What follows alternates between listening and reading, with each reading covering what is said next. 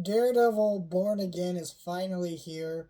And I will say, if you like me talking about Daredevil, I reviewed Daredevil Born Again, the comic, and I reviewed the Daredevil Netflix series, all three seasons of it.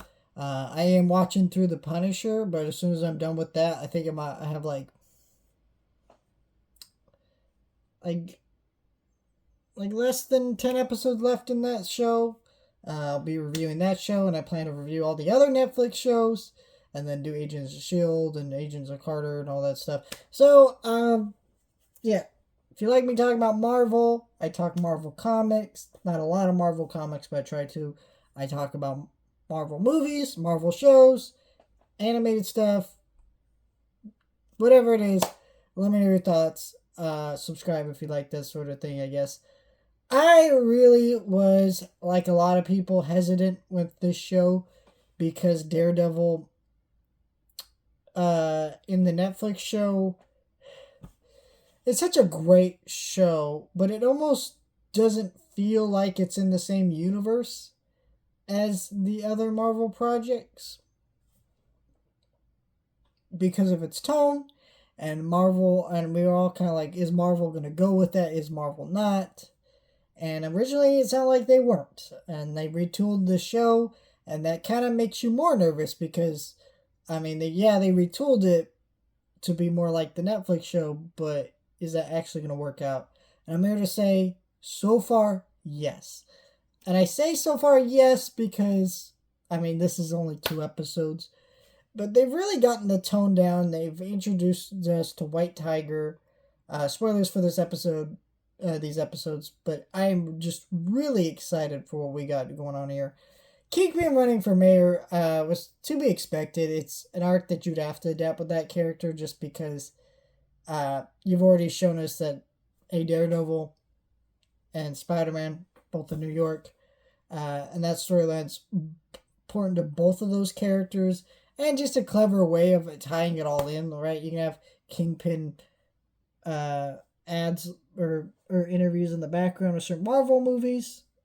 It all makes sense, and it's probably his most iconic thing in the comics. I think I think Kingpin. So that's yeah. I kind of knew that was coming. White Tiger seemed pretty cool for what we've seen of that character in these episodes, but what I didn't expect is who they were gonna kill off. To be honest, when they said that, I was hearing rumors that a certain character was gonna get killed off in these first couple episodes. I knew it wasn't gonna be Karen, especially since 2 days before this episode came out, or maybe it was yesterday. Saw articles being shared around saying the actress who plays Karen is coming back in season 2. So like that just already confirms, okay, you're still here.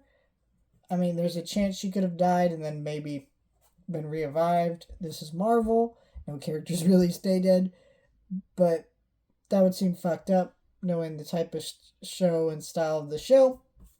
So I wasn't really sure what they were gonna do with this. Um, I think that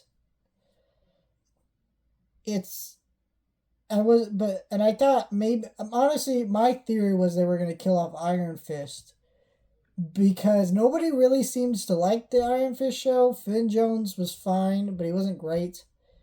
And giving us a whole new Iron Fist would be a great way of reviving some interest in a new Defenders team, which it sounds like they want to do. So that's kind of what I expected. I just couldn't imagine them killing off Foggy and Carrion, especially when I was hearing about the show reviving,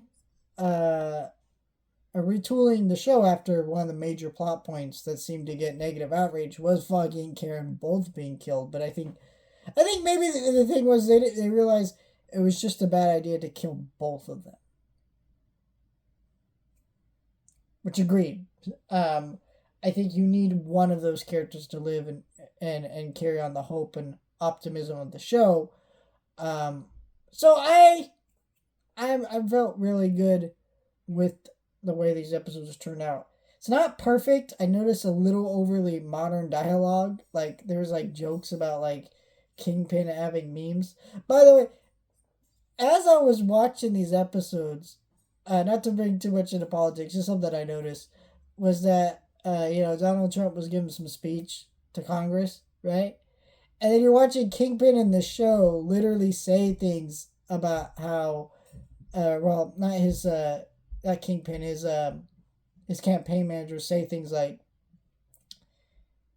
Fisk can fix it going viral, which sounds a lot like those dumbass Trump supporters who seem to think that Trump's gonna fix our economy as multiple times during his presidency already. He's only been in office less than a month.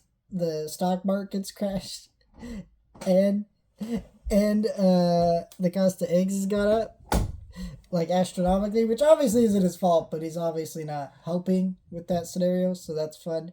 It's I don't know, I think it's I thought the parallels with that were kind of funny, but obviously it's not intentional parallels. I thought that was a funny parallel I noticed. But at the same time, I mean, Kingpin's a criminal being elected into an office. Maybe it was intentional. I digress. I don't know. Great first couple episodes of Daredevil Born Again. I'm excited to see what happens in the rest of the show. And yeah, I'm pretty impressed with these episodes. They're really well directed.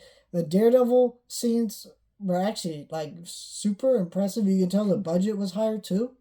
Like when like one of the first moments you see of Daredevil in the suit is him like swinging around the city, almost kind of like a Spider-Man type way, which was really unique and interesting, and the way they did that was really cool. So yeah, pretty impressed with these first couple episodes. I am curious though. I think I guess some reservations I want to get away for this season. I'm curious what She-Hulk's gonna be like, cause I know there's been rumors that She-Hulk is not gonna appear in this, and some fans don't want that. I don't know. We'll see. I feel like it's weird that they set all that up at the She-Hulk show and it doesn't come back around. I'm not sure, but I don't know. Let me know your thoughts. Like, share, and subscribe.